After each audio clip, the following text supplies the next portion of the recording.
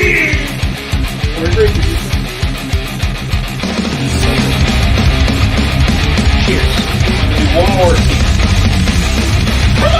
Here's that salt. It's good for the oil free. Only the variation of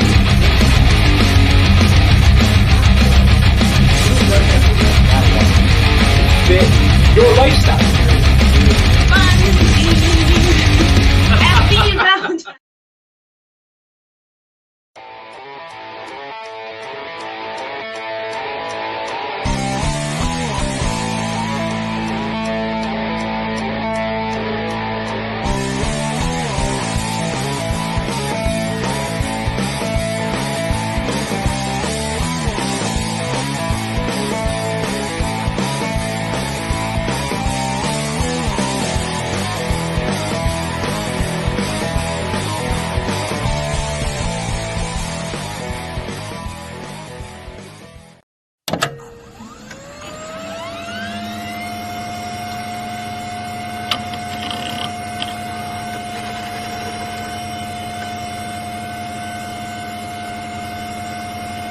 We gotta do this before Mick finds out. Just wanna let you guys all know, 8 o'clock every Sunday night on the Scene Synopsis Network is the Phantom Effect. We got a lot of great guests, and me and Mark doing a bunch of crazy stuff. Oh crap, Mick's coming. Gotta go.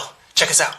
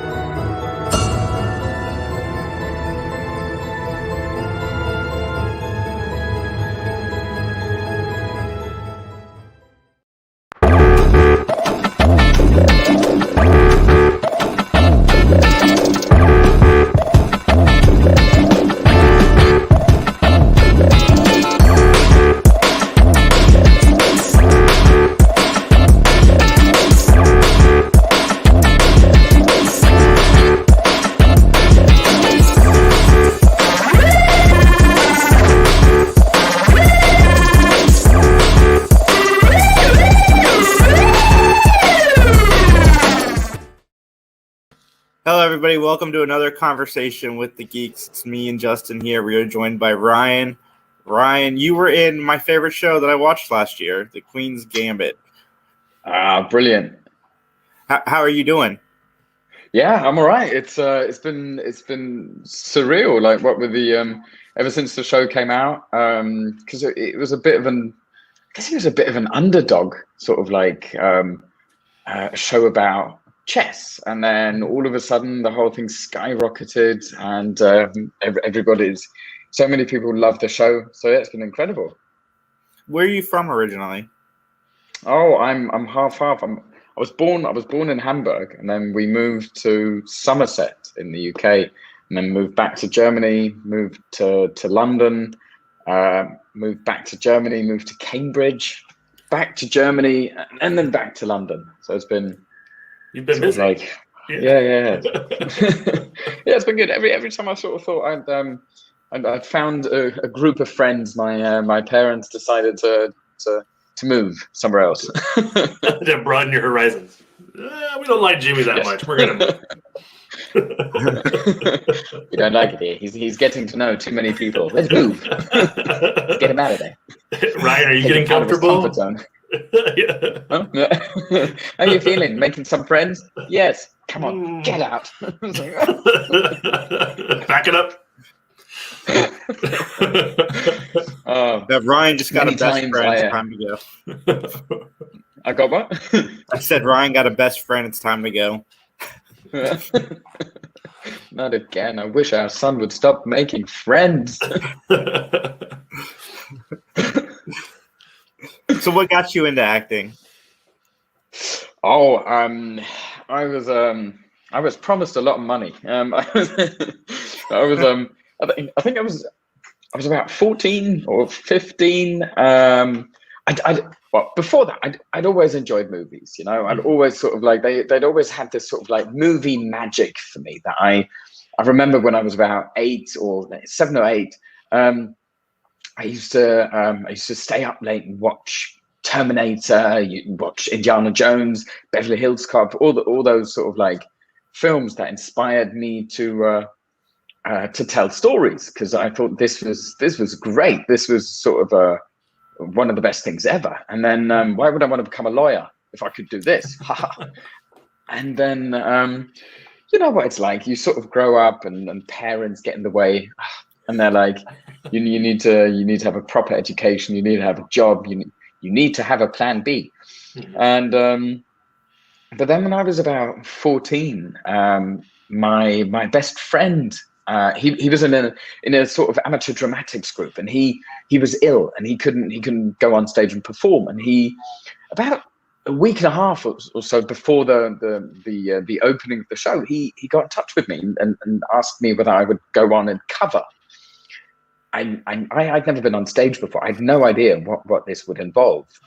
So I bought a book, Acting for Dummies, and by John Gielgud. And so I just hopped on stage and just performed, just learned the lines and just said the words, didn't bump into any furniture. And I loved it. I thought this was a phenomenal thing to do. And then I immediately afterwards started looking for an agency. So I remember ringing up all the agents in the city where I was living, telling them that I want to be an actor and I need an agent. Duh. And and so shortly after, I didn't get an agent because everybody was sort of like, who is this? But then eventually one agency, I think they must have sort of like, they must have been impressed by the bravado of somebody just with no experience, no CV, no training, no nothing, just ringing up going, hey, sign me. And eventually one of them did. And then I sort of started doing extra work and bits and bobs and smaller parts. And then eventually went to the Drama Centre in London and trained as an actor. Sweet. So I was kind of wondering, as I see you've done a lot of stuff in the German film world. How much is that different than, like, say, Queen's Gambit? Or, like, is there a difference? Is there a difference in any type of style or anything that you've noticed? Yeah, I think the one of the differences I always encounter is comedy. Because obviously in England, comedy is such a strong, well, even like in America as well, comedy is such a part of our entertainment industry and the culture and the sort of even the way that people regard comedy. I mean, in England, you've got so many comedy classics, like great comedy performers. And I sometimes feel that in Germany, the comedy is a bit frowned upon. It's sort of like if you say that you do a lot of comedy work, it's people don't want to hear that. They want you to be a serious actor and sort of like it's all about emoting and pain and your inner landscape and creating the character and all of that. And so I sometimes find that while there are comedy series out here, it's not as people don't give it as much credit as I think it's due. Sure. It's interesting. It's a good way to look at it. I like it. Yeah, absolutely. But you've done some short films too. Do you enjoy doing short film? Yeah, I really do. I always try and get in at least 4 or 5 different short films a year, depending on what my schedule looks like, because I think that it's a fantastic way to meet new filmmakers, a younger generation of filmmakers and the good thing is because they haven't got as much pressure on them with big budgets and studios and this and that, they can they can afford to fuck up. So that's good. Yeah. No, but in all honesty, it's brilliant to sort of work with younger directors and younger producers who've got an idea for something, and they just want to give it a go. And you can tell, what I like about them is that you don't need to block whole weeks or months in your diary. You can sort of like, if you come across a really cool story that's worth telling, you can just sort of get it done in a week. You know, like they do all the production stuff. You just sort of come in 4 or 5 days on set, tell the story, and if you know that it's going to be like, if it's got a good script and good people involved, it's brilliant to do those little projects in between other things. Sure. Because they only need me for a couple of days, boom, in, and then it's wonderful to see how those little short films sort of like go on their little festival journey and get nominated around the world, and you get emails from people from, I don't know, from Italy, kind of, oh, I saw your film, and it's brilliant, I love it, thank you, I want to be an actor, but now not anymore. I saw you, Ryan, and I had to have a hard pass on this career choice. I got it. Yeah. I'm going to become a lawyer. I saw you and I changed my mind. Just play a lawyer in a movie. There you go. So have you had a chance to go to any of those short film festivals? That sounds like a lot of fun. We've had a couple folks on here, so they're a lot of fun. Yeah, it is. I mean, it depends on which one you go to. Some are more, some are all about the, you can really feel the sort of like the movie magic and the love for film that is palpable. I enjoy going to them because I think you always end up having a great, like, worst case scenario, you just chill out and watch a bunch of films. Yeah, that's the worst that can happen. Best case scenario, you watch films, they're all great. You meet the people who made the films. You get to talk to them. You get to hang out, and you get to collaborate with them like further down the line. So it really is a super situation, and in a way, it's sort of, because filmmaking can sometimes be, I mean, on set, it's a team effort. But as soon as you sort of like, as an actor, when you're preparing for a role, so you're doing all of this by yourself. And so film festivals, what was beautiful about them is that you get to meet so many different colleagues from so many different departments, and you get to meet your peers in a way. Do you have a favorite? Do you have a one that sticks out in your mind in terms of a film festival you went to? You really enjoyed? Actually, there's one. It's not a spectacularly huge one or anything, but it's just got a really nice atmosphere. It's called British Shorts and it's in Berlin, and it's in a little independent cinema, and it's just a brilliant little festival because for some reason everybody's just always like, everybody loves going there, so there's always like a good bunch of people, and it's mainly British Shorts. That is one of my favorite ones. But the film festival in Hof, so that's HOF in Germany, that is meant to be a really nice one as well. And then Cannes, obviously, because of the weather. Sure. It's always brilliant. Awesome. Just get a tan. What are some of your favorite movies? The ones that inspired you to really get into this? I think. But Beverly Hills Cop. It's got to be. It's got to be one of them. There were different movies along, like in different phases of my sort of life that inspired me to become an actor. I think right at the beginning it was movies like Star Wars, Indiana Jones, Beverly Hills Cop, Lethal Weapon. Those things that sort of inspired me to pursue this. But then sort of like as your career moves on, there are individual performances from actors that you think, wow, that was an incredible performance. I would love to. I think, for example, the acting in Mystic River, that's great. Was just off the wall. That was incredible. And there are certain directors that you then sort of you begin you begin to recognize and sort of you like their style of filmmaking. Think, oh, that would be something for me. I think I fit into that, what they're trying to create.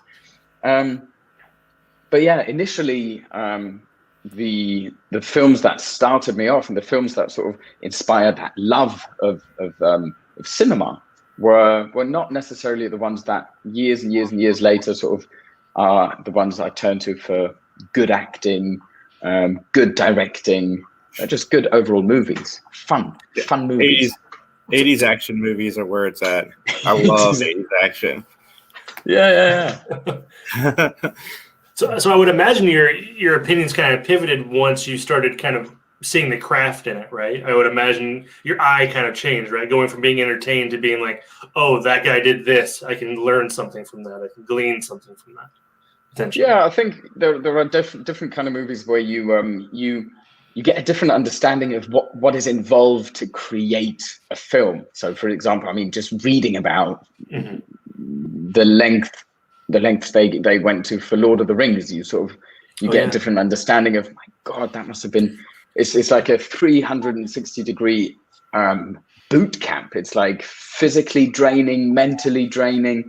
The amount of discipline, the amount of imagination, the amount of prep work. Plus, you're somewhere in the middle of a forest. So all of that stuff sort of like weighing down on you.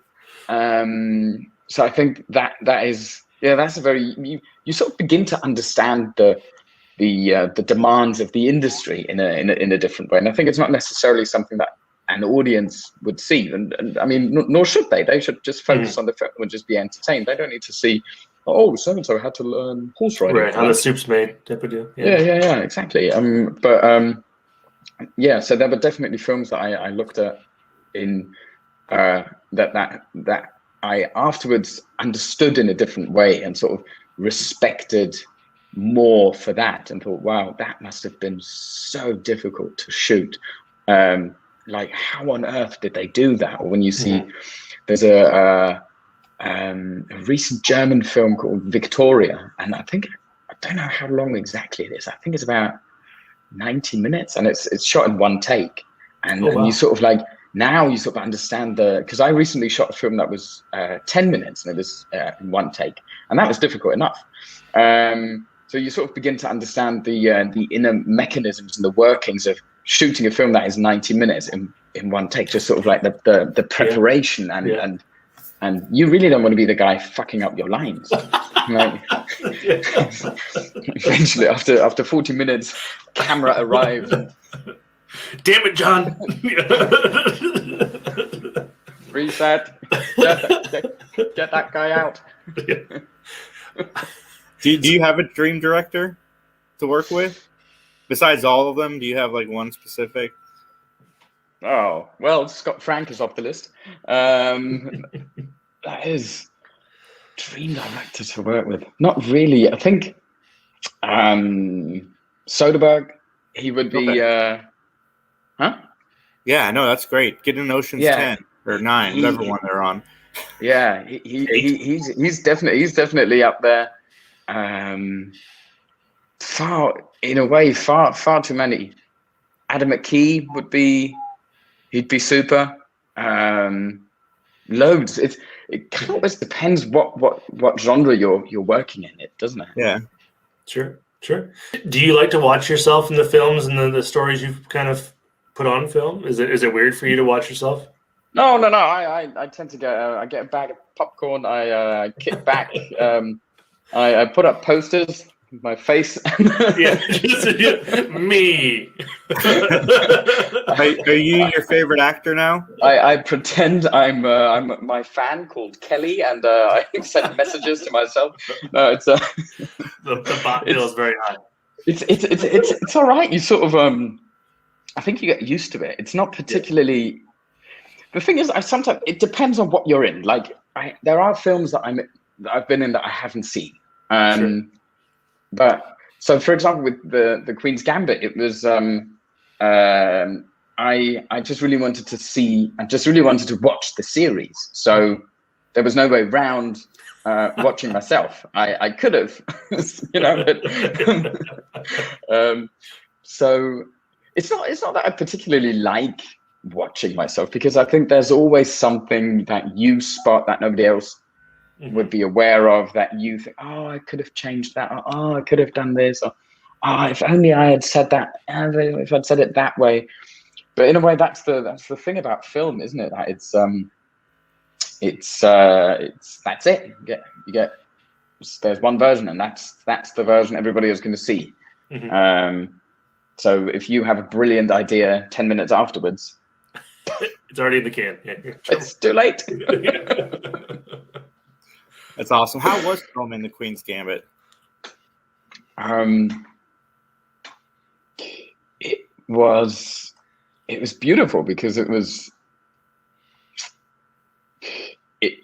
the experience that Scott created for everybody was so immersive and so rich and so detailed that it was an absolute pleasure working on it, because as soon as you arrived on set, you were in that world. The art department did such a spectacular job that it was there were so many details that sort of like brought you and your imagination, that rooted your imagination in the world that we were in, that that was already like half your job done. And then everybody else, there were no egos on set. Everybody was there to tell this amazing story. I think everybody who read it was just like, wow, this is great. If we can pull this off, that's super. Because I remember reading the scripts and just thinking, this is brilliant. This is one of those things that, as an actor, you read the story and you want to be involved. And then you shoot it, and you just pray that it kind of ends up the way you read it, and sort of doesn't. At some point, nobody sits down and goes, no, we're going to change everything. So yeah, the experience was. I said that nobody said we're going to turn this into a comedy now. Let's. Yeah. I know that's happened before on sets. Yeah. So where in the script? Where did the aliens come in? I didn't read that. Where's Is there a crystal skull somewhere? But especially because everybody else on set was so everybody was really generous and really kind, and like all those cliched things, but it's true. Like there was no big ego around. Learning all the chess moves, that was tough. That was rather difficult, because obviously the speed chess and all of that, and Scott was quite adamant that even if it's not on camera, everybody has to do the moves. It has to be accurate. He didn't want sort of people just going. So that was difficult to learn. So can you hustle people in chess now? Can you just go to the local park and just, well, when COVID's over, can you just go? I have these 12 moves that,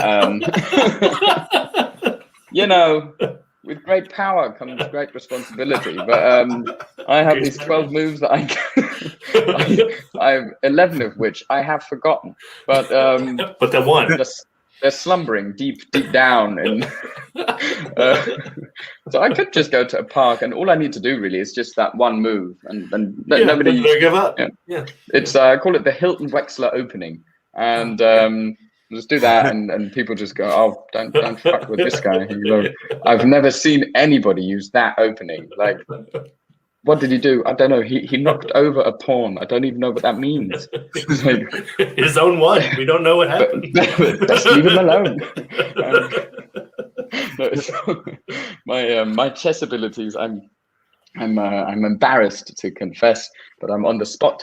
My chess abilities are limited. I learned all the moves for the film, for the scenes. But afterwards, it's crazy what happens. Just cause. Oh yeah, for sure. Fully understand that. Ryan, what do you got coming out now? I've just wrapped on a new film called Spencer, with Kristen Stewart as Princess Diana, and it's got Sean Harris, Timothy Spall, who's a wonderful British British actor who I admire. Sally Hawkins is in it. It's directed by Pablo Larraín, who directed Jackie with Natalie Portman. Okay. So yeah, I've just finished working on that. I think they're filming until, well, still a couple of weeks to go. Yeah, so that's the next one that's coming out. And then I've got 2 German Netflix series coming out in April and May. Yeah, that's it. Awesome. Where can everybody find you online? You can check out my website on ryanwichert.com, or you can head over to Instagram and look me up. That's ryan.wichert. Ryan, I want to thank you so much for coming on. We've been looking forward to this chat. So thank you. And Thank you. Everybody watching, listening, I'll put the links to all of Ryan's stuff in the description. And everybody have a great day.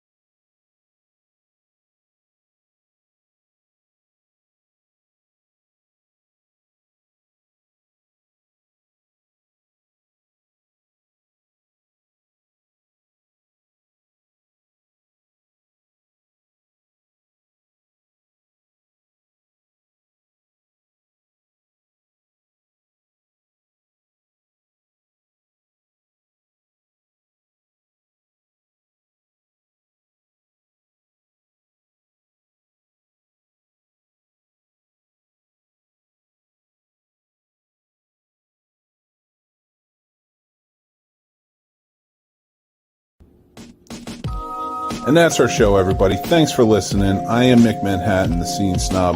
We always appreciate you guys tuning in and commenting along and everything else. Go check out this show or any of our other shows on thescenesnobs.com. Thescenesnobs.com. We love you. You guys are awesome. And if you would like, follow and subscribe to our social media. That really helps us go a long way. And please spread the word. Tell your friends. Have them come in.